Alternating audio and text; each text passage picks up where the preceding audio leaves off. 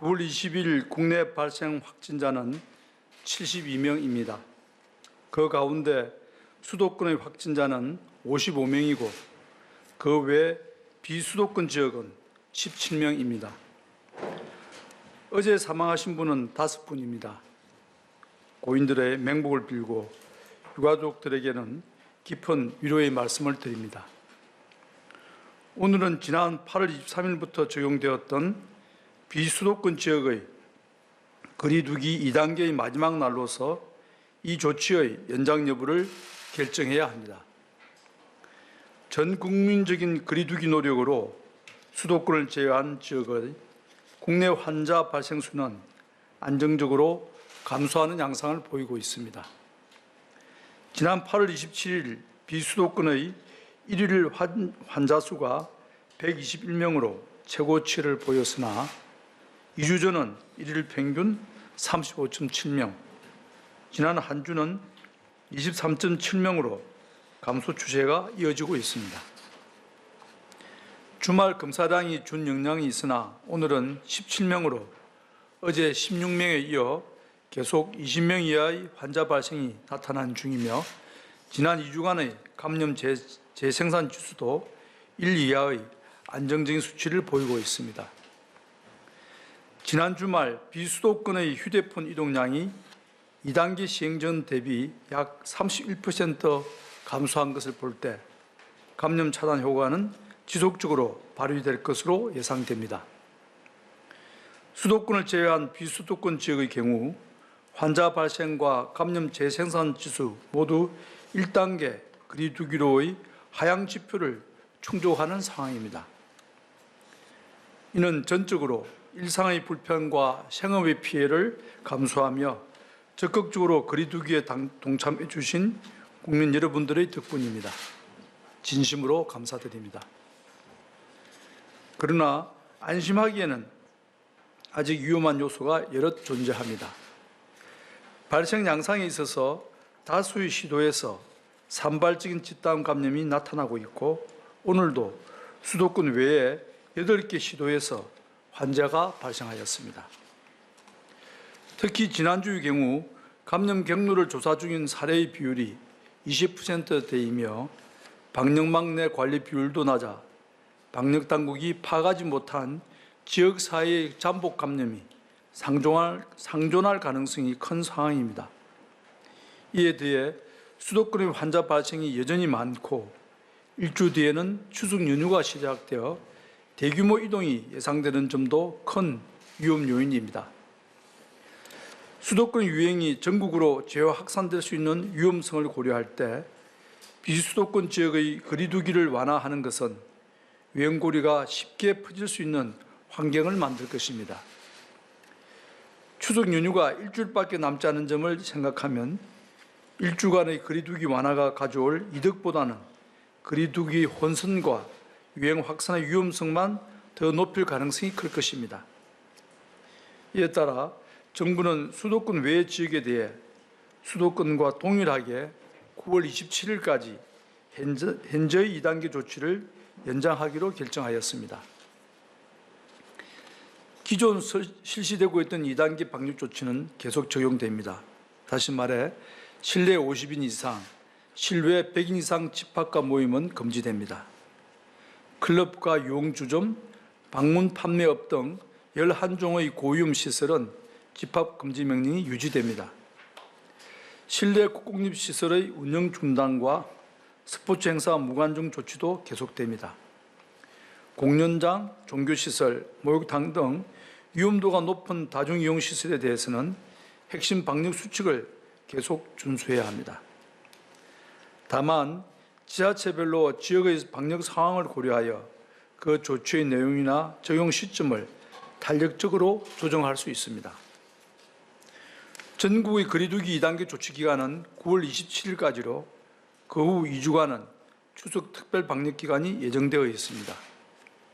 정부는 추석 특별 방역 기간을 향후 가을철 재유행 또는 1단계 생활 방역 체계 전환 등을 결정지을 중대한 분수령으로 보고 이동 자제 권고와 방역 관리 종합 계획을 발표하고 범정부적인 대응을 실시하고 있습니다. 또한 이 기간 중의 사회적 거리두기 조치를 좀 더 강화할 예정으로 관계 부처와 전문가들의 의견을 수렴하여 검주 중 세부 내용을 발표할 계획입니다. 관련하여 추석 특별교통대책에 대해 설명드리겠습니다. 교통연구원의 설문조사에 따르면 이번 추석 기간의 일일 평균 이동량은 작년 대비 약 28.5% 감소할 것으로 전망됩니다. 특히 대중교통보다는 자가용으로 이동하는 분들이 증가할 것으로 예상됩니다. 추석 연휴 기간 중 이동을 통한 코로나19 전파를 차단하기 위하여 방역과 안전관리 조치는 대폭 강화됩니다. 자가용 이용 증가에 대비하여 휴게소와 졸음쉼터 등 휴게시설을 집중 관리하겠습니다. 휴게소의 출입구 동선을 분리하고 모든 음식은 포장 판매만 허용합니다. 실내 테이블은 운영을 중단하고 야외 테이블마다 투명 가림막을 설치할 계획입니다. 또한 고속도로 이동 자제를 유도하기 위해 명절 기간 고속도로 통행료를 정상적으로 부과할 계획입니다. 방역상 불가피한 조치라는 점에서 국민 여러분의 양해를 부탁드리며 확보된 통행료 수입은 코로나19 방역과 같은 공익 목적을 위해서만 사용될 것임을 말씀드립니다. 철도역, 터미널, 공항 등 교통시설에 대해서는 최고 수준의 방역 태세를 유지합니다. 철도는 좌석 판매 비율을 50%로 제한하고 버스, 항공, 여객선 등은 창가 좌석의 우선 예매를 권고하고 있습니다. 모든 교통수단에 대해 소독을 강화하고 상시 환기합니다. 이번 추석 교통의 방역 관리가 성공하기 위해서는 무엇보다 여러분의 자발적인 참여가 중요합니다. 가급적 고향 방문이나 여행 등의 이동을 자제해 주실 것을 당부드립니다. 불가피하게 이동하는 경우 방역을 철저히 신경 써 주시기 바랍니다.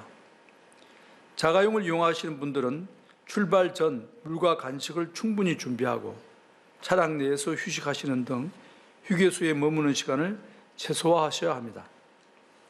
대중교통을 이용하시는 분들은 항상 마스크를 착용하고 대화를 자제하여 주십시오. 다음으로 추석 대비 전통시장 방역 및 비대면 판매 지원에 대해 말씀드리겠습니다. 이번 주부터 많은 분들이 제수용품 준비를 위해 전통시장을 찾을 것으로 예상됩니다.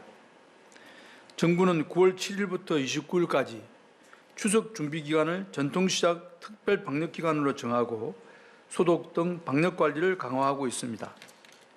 전통시장을 이용하시는 국민들도 언제 어디서든 항상 마스크를 착용하고 지나치게 밀집된 장소를 피하는 등 방역 관리에 만전을 기해 주시기 바랍니다. 전통시장과 소상공인의 비대면 온라인 판매를 촉진하기 위해 우체국 전통시장 등 7개 전통시장 온라인 쇼핑몰을 통해 지역 특산물을 최대 40% 할인 판매하고 있습니다. 비대면 비접촉 거래에 적합한 모바일 온누리 상품권 사용도 활성화하겠습니다. 이번 추석 전후 모바일 온누리 상품권을 50만 원 이상 사용하는 경우 내년 1월과 2월의 할인 구매 한도를 30만 원 추가로 올려드릴 것입니다. 상세한 내용은 보도자료를 참고해 주시기 바랍니다. 이번 추석은 코로나19의 확산 이후 우리가 처음으로 맞이하는 명절입니다. 오랜만에 먼 곳에서 가족들이 찾아오고 다 같이 둘러앉아 담소를 나누는 익숙한 모습이 이번만큼은 우리 모두를 위험하게 할 수 있습니다. 가족의 안전을 위해 특히 연로하신 부모님이 계시는 경우에는 이번 명절은 이동을 자제하고 안전하게 집에 머물러 주시기를 재차 당부드립니다. 그간 거리두기로 가족 간에 오래 뵙지 못한 분들도 많으실 것이기에 방역당국자로서 송구한 마음입니다. 하지만 이번 명절을 어떻게 보내느냐가 이번 가을과 겨울 우리의 일상을 결정지을 것입니다. 지난 5월과 8월의 연휴 기간의 여파가 우리에게 남긴 힘든 시간을 기억하여 주십시오. 국민 여러분, 특히 수도권 주민 여러분께 당부드립니다. 당분간 사람과의 접촉을 최소화해 주시고 안전한 집에만 머물러 주시길 바랍니다. 불필요한 외출을 삼가해 주시고 약속과 모임을 잡지 말아 주십시오. 여러분의 적극적인 협조 덕분에 코로나19의 유행이 점차 안정화되고 있습니다. 우리가 목표하는 곳까지 얼마 남지 않았습니다. 정부도 빠른 시일 내에 방역망의 통제력을 확실히 회복할 수 있도록 긴장의 끈을 놓지 않고 방역 관리에 모든 노력을 기울이겠습니다. 감사합니다.